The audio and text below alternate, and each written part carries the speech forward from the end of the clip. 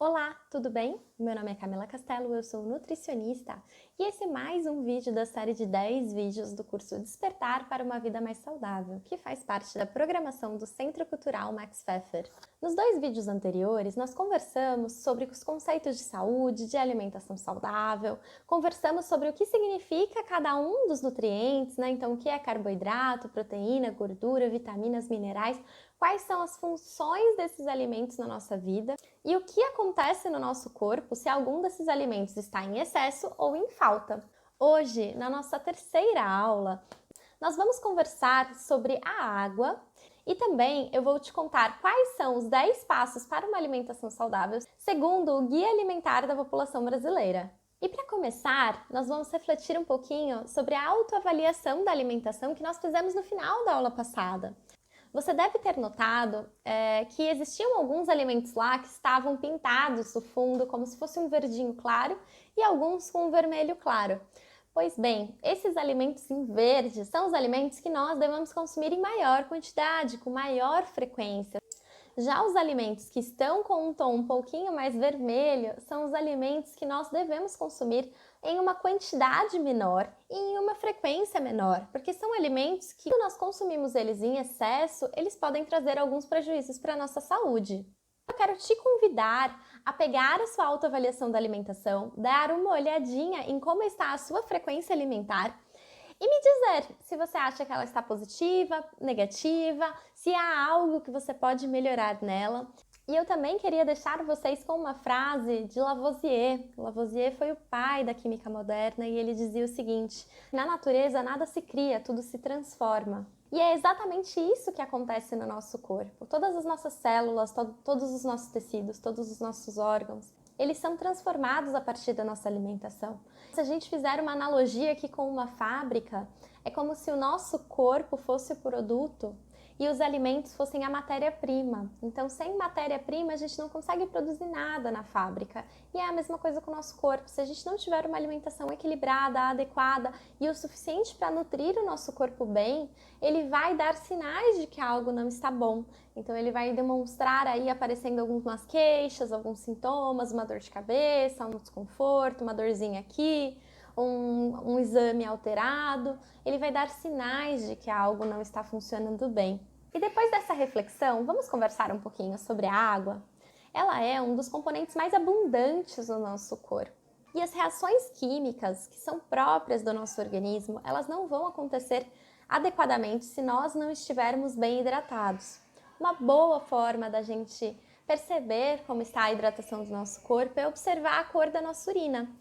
Excluindo a primeira urina do dia, o ideal é que ela fique sempre clarinha, bem translúcida. Então, se a sua urina estiver um pouquinho mais amarelada, pode ser um sinal de que o seu corpo está precisando se hidratar. E quanto à recomendação de água por dia, nós recomendamos, no geral, que mulheres consumam pelo menos 2 litros de água, enquanto homens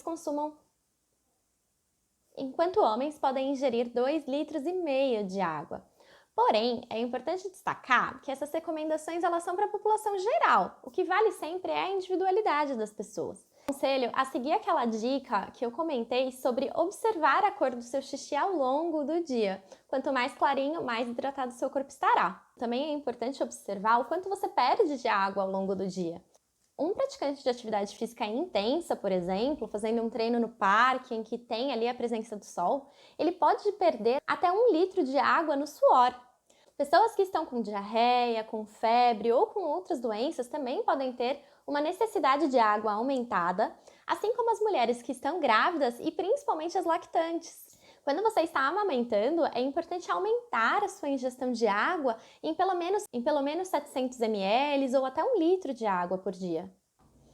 E alguém aí só toma água quando sente sede? Vou te contar que a sede já é um sinal que o nosso corpo está em um grau leve de desidratação. Então é importante tomar água ao longo do dia para que não fique com essa sensação. E quando as pessoas me contam que elas não têm o hábito de tomar água, eu sempre pergunto para elas, por que você não tem esse hábito? E é muito comum ouvir coisas como, eu esqueço. Se esse for o seu caso, eu recomendo que você coloque um despertador, pode ser no computador, pode ser no celular, aonde você passa o seu dia, para te lembrar de beber água, lembrar de encher a garrafinha. Outra dica também fundamental é sempre manter uma jarra de água, um copo, uma garrafinha sempre por perto e sempre cheio. Porque é muito mais fácil a gente tomar de forma um pouco mais automática quando a água já está perto da gente. Se você trabalha na rua e não tem acesso a um bebedor fácil, o que você pode fazer é encher algumas garrafinhas plásticas com água e na noite anterior você congela. Assim você leva essas garrafas congeladas para o carro e ao longo do dia elas vão descongelando, então você sempre vai ter uma água bem fresquinha. E se o seu caso for não gostar do sabor ou da falta de sabor que a água tem, você pode fazer uma água aromatizada, que é quando a gente coloca dentro da jarra de água algumas rodelas de laranja, de limão, um pedaço de abacaxi, um galinho de hortelã ou de alecrim, para dar um saborzinho especial para a água. Agora é a hora que eu vou te contar os 10 passos para uma alimentação saudável. Esses passos, eles vêm de um guia feito pelo Ministério da Saúde, chamado o Guia Alimentar para a População Brasileira. Ele existe desde 2014 e ele é um motivo de muito orgulho para nós brasileiros, porque ele é uma referência mundial por ter sido um dos primeiros guias do mundo a olhar para a alimentação com esse olhar um pouco mais comportamental. Os 4 primeiros passos para uma alimentação saudável, eles são relacionados ao tipo de alimento que nós comemos. Ele separa os alimentos em categorias. Os primeiros são os in natura, que são os alimentos exatamente do jeito que eles são encontrados na natureza. Então, por exemplo, um maço de alface, ou uma maçã, uma melancia. A segunda categoria de alimentos são os minimamente processados. Por exemplo, os sucos de fruta, os grãos, como o arroz, o feijão, as farinhas. Eles sofrem uma pequena ação mecânica ou para melhorar a durabilidade deles, ou para ficar mais fácil o consumo, mas ainda são muito semelhantes aos alimentos que deram origem a ele. A próxima categoria de alimentos são os alimentos processados. Eles são alimentos que eles sofreram uma ação mecânica e também a adição de alguns ingredientes para aumentar a sua durabilidade. Por exemplo, um bacalhau salgado ou uma geleia. Já na quarta categoria de alimentos são os alimentos ultraprocessados. Eles são os alimentos que eles sofreram a adição de muitos ingredientes, normalmente artificiais, e eles pouco se parecem com os alimentos que deram origem a ele. Por exemplo, um suco de uva de pozinho. Quando nós vamos olhar a composição desse alimento, às vezes ele nem tem uva, às vezes ele só tem aroma de uva.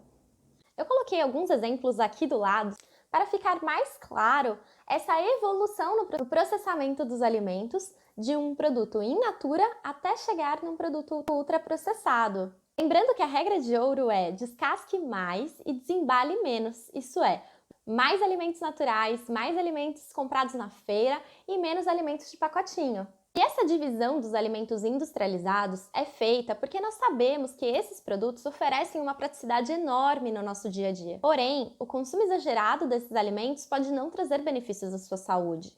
Eles são muito ricos em calorias, gorduras, açúcares e isso pode favorecer o ganho de peso. Além disso, a quantidade aumentada de açúcares e sal também pode favorecer o aparecimento de doenças, por exemplo, como as doenças do coração e a diabetes. Durante o nosso curso, nós vamos ter uma aula específica para aprendermos a ler os rótulos. Porém, uma ótima dica para você conseguir identificar em casa qual é o grau de processamento que esse alimento tem, eu te aconselho a pegar o produto embalado, olhar a lista de ingredientes que tem na parte de trás do rótulo. Normalmente ele está escrito com umas letrinhas bem pequenininhas. Você vai ler essa lista de ingredientes e refletir sobre ela. Será que esses ingredientes que tem nesse produto, você teria eles em casa? Você consegue reconhecer cada um desses ingredientes? Ou tem muito nomes estranhos, nomes diferentes, que você não sabe, que você não tem a menor ideia do que é e que com certeza não teria na sua cozinha? Quanto mais nomes que não são comuns no nosso dia a dia, pode ser um sinal que esse produto tem muitos aditivos químicos industrializados e, portanto, ele tem um nível de processamento um pouco mais alto. Quanto a essas 4 categorias de alimentos, o guia nos fala, primeiro, que os alimentos in natura e os minimamente processados devem ser a base da nossa alimentação. Já o consumo dos alimentos processados deve ser limitado, enquanto o consumo dos ultraprocessados deve ser evitado. O óleo, a manteiga, o sal, o açúcar. E o conselho do guia é que nós devemos utilizar esses alimentos em pequenas quantidades. O quinto passo nos ensina sobre o ambiente em que devemos comer. O guia nos aconselha a comer em ambientes calmos, limpos, de preferência sentados na mesa e com companhia de outras pessoas. O sexto passo nos aconselha a comprar alimentos em locais que ofereçam uma grande variedade de alimentos in natura, por exemplo, feiras livres, sacolão, mercados que oferecem bastante variedade de frutas e legumes.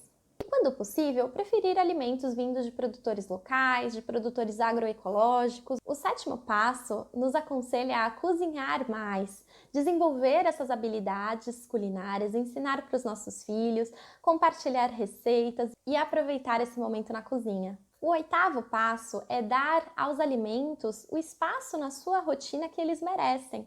Então, a hora de comer é hora de comer, não é hora de ficar no celular, não é hora de trabalhar, não é hora de comer correndo. E ele também nos lembra que comer bem é uma tarefa de todos. Então, é importante dividir as responsabilidades em relação com a comida com os outros integrantes da família. Se você precisar comer fora, você pode seguir o nono passo, que nos aconselha a procurar por restaurantes que tenham uma comida caseira, fresquinha, que façam na hora. E o décimo e último passo nos aconselha a ser críticos com as informações sobre alimentação e nutrição que nós vemos na internet e nas mídias, pois existem muitos mitos e publicidades envolvidas nesse meio que podem nos passar informações equivocadas sobre os alimentos. Então é importante sempre ter esse senso crítico quando lemos algo e aconselhar a nossa família a fazer o mesmo. E você sabe como montar um prato saudável?